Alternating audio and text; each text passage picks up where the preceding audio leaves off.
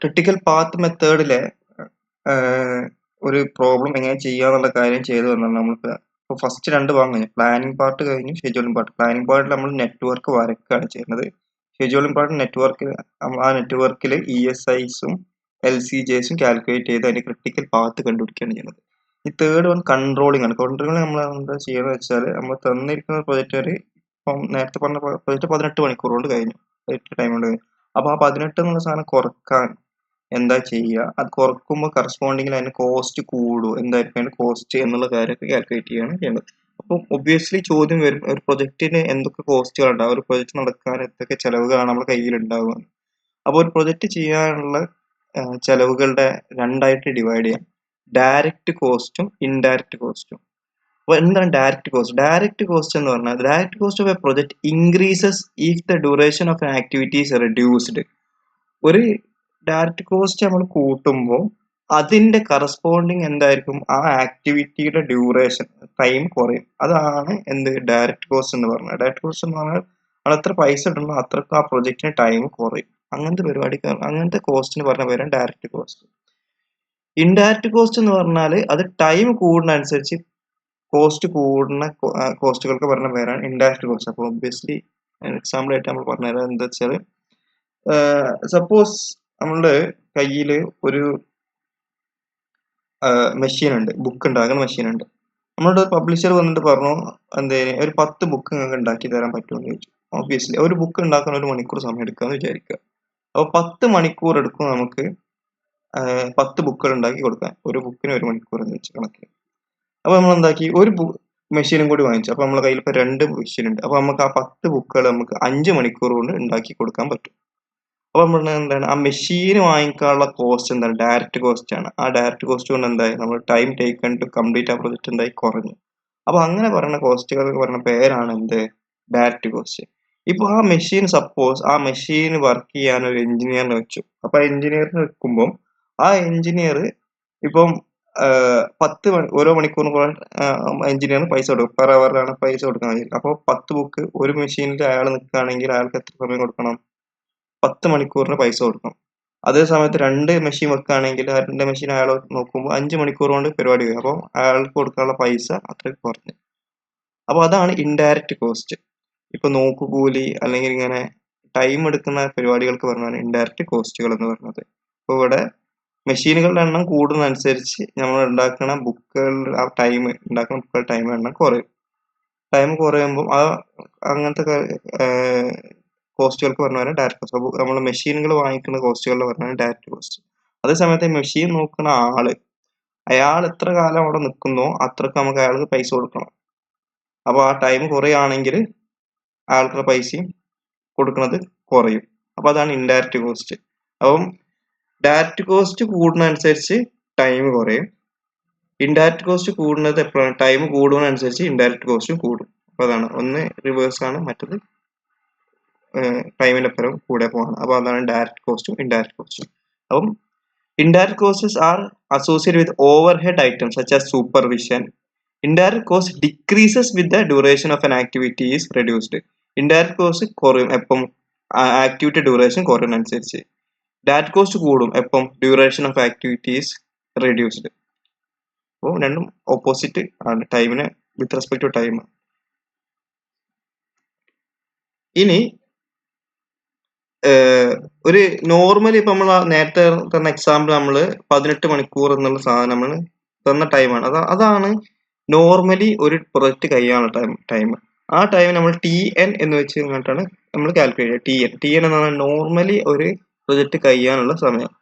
ആ സമയം എടുക്കുന്ന ആ നോർമലി ആ ടൈം കഴിയുമ്പോൾ നമ്മൾ എത്രയാണ് കോസ്റ്റ്, ആ കോസ്റ്റ് നമ്മൾ CN എന്ന് വിളിക്കുക.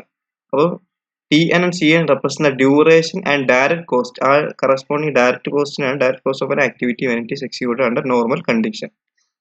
നമ്മൾ ഓൾറെഡി പറഞ്ഞു, ടൈം കുറയുന്ന അനുസരിച്ച് എന്ത് കൂടും?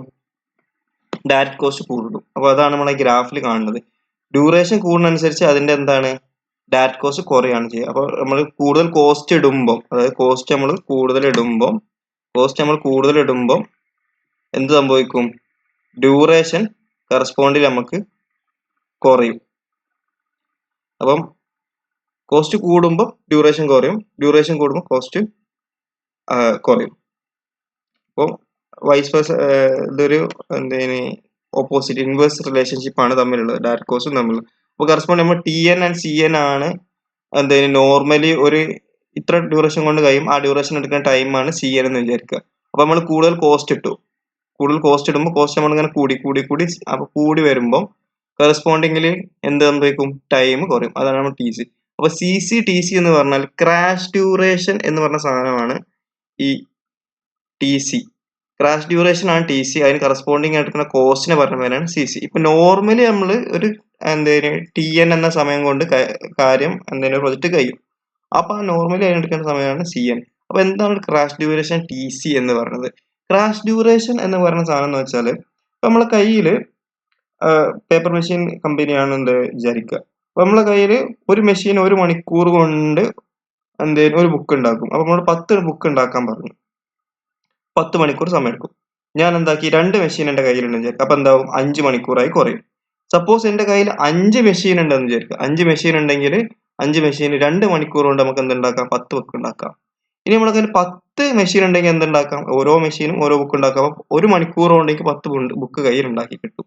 ഇനി ഞാൻ 11 മെഷീൻ വാങ്ങിക്കുകയാണെങ്കിൽ തന്നെ അപ്പോൾ എനിക്ക് എന്താണ്, 10 മണിക്കൂർ കൊണ്ട് 1 മണിക്കൂർ കൊണ്ട് 10 ബുക്ക് ഉണ്ടാക്കാൻ കഴിയുള്ളൂ. കാരണം ടൈം കുറയില്ല. കാരണം ഒരു മെഷീൻ ഒരു ബുക്ക് ഉണ്ടാക്കും, ഒരു മെഷീൻ ബുക്ക് 10 ബുക്ക് മതി എനിക്ക്. അപ്പോൾ ഒരു മെഷീൻ വെറുതെ കിടക്കണം. അപ്പൊ 12 മെഷീൻ വാങ്ങിക്കുകയാണെങ്കിലും എനിക്ക് എന്താണ്, ടൈം കുറക്കാൻ കഴിയില്ല. 10 ബുക്ക് അപ്പോഴും 1 മണിക്കൂർ കൊണ്ട് ഉണ്ടാക്കുള്ളൂ. ഒരു ബുക്ക് 1 മണിക്കൂർ എന്ന് കണക്കാണെങ്കിൽ 10 മെഷീൻ 10 ബുക്ക്, ബാക്കി 2 ബുക്കുകൾ 10 മെഷീൻ 10 ബുക്ക് ഉണ്ടാക്കും, ബാക്കി 2 മെഷീനുകൾ ഐഡിയലായിരിക്കും. അപ്പൊ 13 മെഷീൻ വാങ്ങിക്കുകയാണെങ്കിൽ 15 മെഷീൻ വാങ്ങിക്കണം. അപ്പോഴൊക്കെ ടൈം എപ്പോഴും 1 മണിക്കൂർ തന്നെ കയ്യിൽ കിട്ടുകയുള്ളൂ. നമ്മുടെ കയ്യിൽ 1 മണിക്കൂർ കൊണ്ടേ പ്രൊജക്ട് കഴിയുള്ളൂ.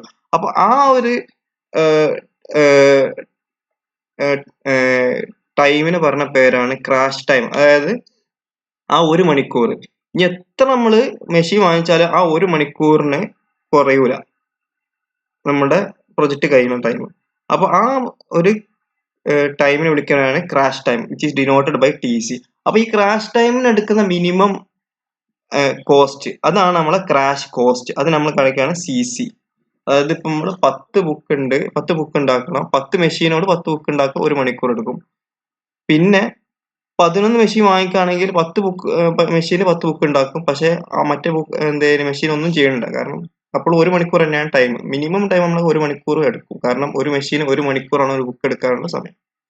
അപ്പൊ അതാണ് ക്രാഷ് ഡ്യൂറേഷൻ, ക്രാഷ് കോസ്റ്റ്.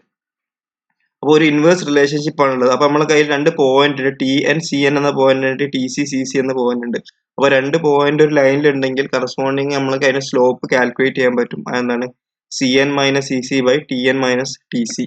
ഇപ്പൊ x1 x2 y1 y2 x1 y1 x2 y2 എന്ന 2 പോയിന്റുകൾ നമ്മളെ ലൈനിൽ ഉണ്ടെങ്കിൽ x2 minus y2 x1 minus x2 minus x1 by y2 minus y1 ആണ് സ്ലോപ്പിന്റെ ഇക്വേഷൻ. സിമിലർലി ഇവിടെ നമ്മൾ സ്ലോപ്പ് കാൽക്കുലേറ്റ് ചെയ്യാം. സ്ലോപ്പ് എന്ന് പറഞ്ഞ സാധനം ഇവിടെ സ്ലോപ്പ് നെഗറ്റീവ് സ്ലോപ്പ് ആണ്, താഴേക്കാണ് സ്ലോപ്പ് പോകുന്നത്. അപ്പോൾ നെഗറ്റീവ് സ്ലോപ്പ് ആയതുകൊണ്ട് നമ്മൾ എന്താണ്, ആ നെഗറ്റീവ് സ്ലോപ്പ് എന്തായിരിക്കും, സ്ലോപ്പിന്റെ equation C N minus C C by T N minus T C ആണ്. അപ്പോൾ നെഗറ്റീവ് വാല്യൂ ആണ് ഉണ്ടാവുക. അപ്പോൾ ആ നെഗറ്റീവ് വാല്യൂ പോക്കാൻ C C minus C N എന്ന് ഇവിടെ കൊടുത്തത്, കാരണം സ്ലോപ്പ് നെഗറ്റീവ് ആണ്. അപ്പം അതാണ് ഇവിടെ C N minus C C by T N minus T C എന്നുള്ള വാല്യൂ എന്ന് പറഞ്ഞാൽ നെഗറ്റീവ് ആണ്. അപ്പം എന്താണ്, C C minus C N by T N. Slope value ഇതാണ്, അത് നെഗറ്റീവ് സ്ലോപ്പ് ആണ്. അപ്പോൾ സ്ലോപ്പ് ഈസ് ക്രാഷിംഗ്. അപ്പോൾ ക്രാഷിംഗ് എന്ന് കാണിക്കാൻ നെഗറ്റിവിറ്റി കാണിക്കുന്നത്. അപ്പോൾ അതുകൊണ്ടാണ് നമ്മൾ C C minus C N by T N minus T C എന്ന് കൊടുത്തത്. സോ അങ്ങനെയാണ് നമ്മൾ സ്ലോപ്പ് കാൽക്കുലേറ്റ് ചെയ്യുക. അപ്പം ഇതാണ് സ്ലോപ്പ് എന്ന് പറഞ്ഞാൽ. ഇനി ഫ്രീ ഫ്ലോട്ട് എന്നുള്ള ഒരു ഡെഫിനേഷനും കൂടി നൊട്ടേഷനും കൂടി ഡെഫിനേഷൻ കൂടി പറഞ്ഞാൽ നമുക്ക് എങ്ങനെയാണ് ഒരു പ്രൊജക്റ്റിന്റെ കാൽക്കുലേഷൻ എങ്ങനെ മാനിപ്പുലേറ്റ് ചെയ്യാം എന്നുള്ള ഈ ക്രിട്ടിക്കൽ പാത്ത് മെത്തേഡ് വെച്ചിട്ട് എങ്ങനെ മാനിപ്പുലേറ്റ് ചെയ്യാം എന്നുള്ള കാര്യം നമുക്ക് കണ്ടുപിടിക്കാൻ പറ്റും. അപ്പോൾ ഫ്രീ ഫ്ലോട്ട് എന്നുള്ള സാധനം എന്ന് പറഞ്ഞാൽ free float of N activity, I J എന്ന ആക്ടിവിറ്റി ഫ്രീ ഫ്ലോട്ട് എന്ന് പറഞ്ഞാൽ E S J minus E S I minus T I J. E S J നമ്മൾ കാൽക്കുലേറ്റ് പഠിച്ചു, ഇ എസ് ഐ കാൽക്കുലേറ്റ് ചെയ്യണം. ടി ഐ ജെ എന്ന് പറഞ്ഞാൽ 2 activity, ഐയും ജെയിന്റെ ഇടയിൽ എന്ന ആക്ടിവിറ്റിന്റെ ഇടയിൽ എടുക്കുന്ന ടൈമിന് പറഞ്ഞാണ് T I J. E S J minus E S I minus T I J എന്നുള്ളതിന്റെ വാല്യൂ ആണ് ആ ഒരു ഐ ജെ ആക്ടിവിറ്റിന്റെ ഫ്രീ ഫ്ലോട്ട് എന്നുള്ളത്. അപ്പം ക്രിട്ടിക്കൽ ആക്ടിവിറ്റിന്റെ ഡെഫിനിഷൻ വെച്ചിട്ട് നമ്മൾ പറഞ്ഞു ക്രിട്ടിക്കൽ ആക്ടിവിറ്റീന്റെ ഡെഫിനിഷനിൽ നമ്മൾ പറഞ്ഞത് എന്താ വെച്ചാൽ ESI ഇസിക്കൽ LCJ ആണ്, ESI ഇസിക്കൽ LCI ആണ്, ESJ ഇസിക്കൽ LCJ ആണ്. പിന്നെ ESJ minus ESI is equal to LCJ minus LCI equal to TIJ ആണെന്ന് പറഞ്ഞു. പക്ഷെ ഫ്രീ ഫ്ലോട്ടിന്റെ ഡെഫിനിഷൻ എന്താണ്? Free float is of IJ is equal to ESJ minus ESI minus TIJ. അപ്പൊ ഇതില് മൈനസ് TIJ എന്ന് കൊടുക്കുമ്പോൾ എന്ത് വരും? ക്രിട്ടിക്കൽ ആക്ടിവിറ്റിക്ക് എന്താവും? ജസ്റ്റ് 0. കാരണം ESJ minus ESI equal to TIJ ആയതുകൊണ്ട് TIJ ഇങ്ങോട്ട് എടുക്കുമ്പോൾ എന്താവും? ഈക്വൽ ടു 0 വരും. അതാണ് നമ്മളെ ഫ്രീ ഫ്ലോട്ട്. അപ്പൊ ഫ്രീ ഫ്ലോട്ടിന്റെ value for a critical activity എന്താണ്? Free float of a critical activities 0. പക്ഷെ ഫ്രീ ഫ്ലോട്ട് 0 ആണതുകൊണ്ട് അത് തിരിച്ചിങ്ങോട്ടേക്ക് നമുക്ക് അത് ക്രിട്ടിക്കൽ ആക്ടിവിറ്റി ആണെന്ന് പറയാൻ പറ്റത്തില്ല. However, if FF equal to 0 for any activity, it may not necessarily be an critical activity. ഇനി 2-3 കാര്യങ്ങൾ. ക്രാഷ് ലിമിറ്റ് ഓഫ് ആക്ടിവിറ്റി എന്നാൽ current duration minus crash duration ആണ്. അതായത് ക്രാഷ് ലിമിറ്റ് എന്ന് പറഞ്ഞാൽ മാക്സിമം കറന്റ് ഡ്യൂറേഷൻ എന്ന് പറഞ്ഞാൽ നോർമലി ഉള്ള ഡ്യൂറേഷൻ എടുക്കുക, എന്നിട്ട് ക്രാഷ് ഡ്യൂറേഷൻ നമ്മുടെ മാക്സിമം ഒക്കെ കുറയ്ക്കാൻ പറഞ്ഞ ടൈം ഉണ്ടല്ലോ, അതാണ് ക്രാഷ് ഡ്യൂറേഷൻ. അപ്പൊ അതിന് വ്യത്യാസം എന്താണോ അതാണ് എൻ്റെ ക്രാഷ് ലിമിറ്റ് എന്ന് പറഞ്ഞത്. FF ലിമിറ്റ് എന്നാൽ ഇപ്പോൾ കുറെ FF നമ്മൾ കാൽക്കുലേറ്റ്, ഓരോ ആക്ടിവിറ്റിക്കും ഒരു FF ഉണ്ടാവും. ആ ഫ്രീ ഫ്ലോട്ടുകളുടെ ഒക്കെ മിനിമത്തിനാണ് FF ലിമിറ്റ് എന്ന് പറയുന്നത്. കംപ്രഷൻ ലിമിറ്റ് എന്ന് പറഞ്ഞ സാധനം എന്ന് പറഞ്ഞാൽ ഈ ക്രാഷ് ലിമിറ്റിന്റെയും FF ലിമിറ്റിന്റെയും മിനിമം. ഇതൊക്കെ നമ്മൾ ക്വസ്റ്റ്യൻ ചെയ്യുമ്പോൾ നമുക്ക് മനസ്സിലാവും എന്താണ് സംഭവം. അപ്പൊ ഇതൊക്കെയാണ് ഉപയോഗിച്ചിട്ടാണ് നമ്മൾ എന്താണ് കാൽക്കുലേറ്റ് ചെയ്യുക, ഒരു കോസ്റ്റും ഇതും കാൽക്കുലേറ്റ്. അപ്പം ഈ ഗ്രാഫ് കാണിക്കുക എന്താ വെച്ചാൽ നേരത്തെ ഞാൻ പറഞ്ഞു, ഡയറക്റ്റ് കോസ്റ്റ് കൂടുന്ന അനുസരിച്ച് എന്ത് സംഭവിക്കും, അതിന്റെ ടൈം റെഡ്യൂസ് ആവും.